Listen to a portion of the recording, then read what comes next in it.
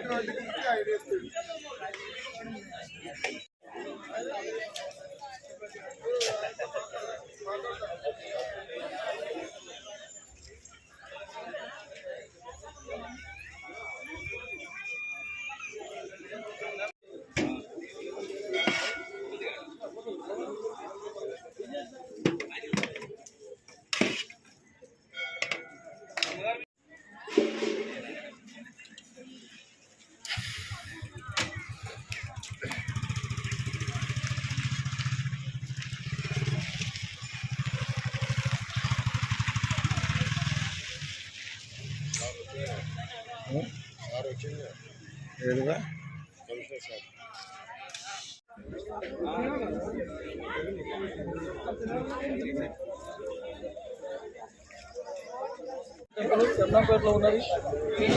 భక్తులు పెద్ద ఎత్తున వస్తున్నారు. ప్రతి శనివారం అన్నదాన కార్యక్రమం జరుగుతున్నది. మరియు తెలియని వాళ్ళు కూడా ఈ యూట్యూబ్ ద్వారా తెలుసుకొని భక్తులందరూ వచ్చి ప్రతి శనివారం కాదు ప్రతిరోజు కూడా దర్శనం చేసుకొని అనుకున్న కోరికలు నెరవేరుతాయి. పురాతన వెంకటేశ్వర స్వామి, ఏడుకొండల మీద ఉన్న వెంకటేశ్వర స్వామి ఈక్వల్ కాబట్టి అందరూ భక్తులు వచ్చి పెద్ద ఎత్తున ఈ అన్నదాన కార్యక్రమంలో పాల్గొనాలని మనం చేస్తున్నాను. గోవిందా గోవిందా.